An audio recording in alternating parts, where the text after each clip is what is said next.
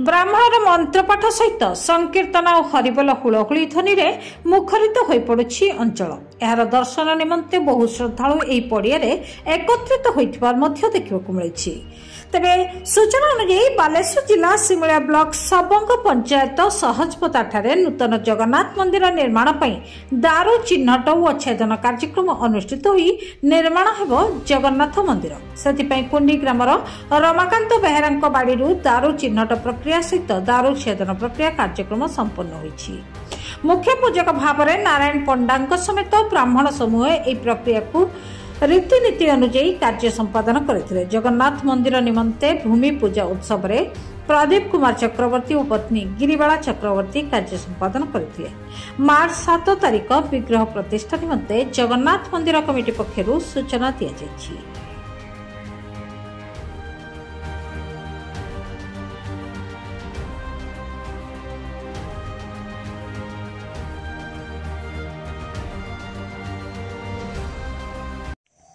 मु प्रदीप कुमार चक्रवर्ती घर आमर सहजपदा 10 नंबर वार्ड रे आमर ये महाप्रभुंकर नूतन मंदिर एक निर्मित कार्यक्रम चली किंचित बाकी रही आमर एथिपाई दारू संग्रह कार्यक्रम रखा जाइथिला। आमर दारू कुंडी रे निर्दिष्ट कराइथिला। सेथि निमंते आज 2 दिन धरी दारू संग्रह मेला रे आमे व्यस्त थिलु। एथि निमंते आमर दारू आसिकी आम घरे महाप्रभु माने स्थापित करी जाइछंती। 2025 मार्च 7 तारिख रे आमर मंदिर प्रतिष्ठा निर्माण प्रतिष्ठा कार्यक्रम अनुष्ठित हेबो।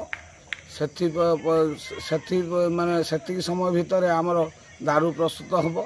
प्रस्तुत हो सारा परे आमर मंदिर को माने विराजमान करिवे।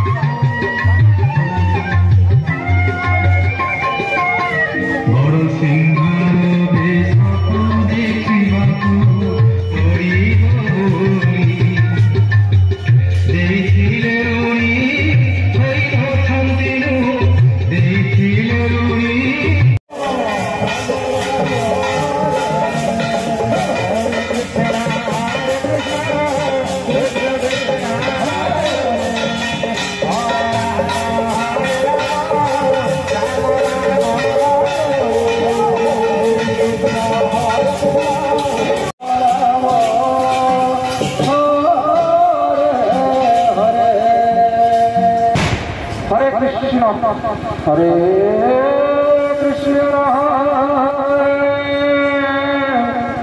कृष्ण कृष्ण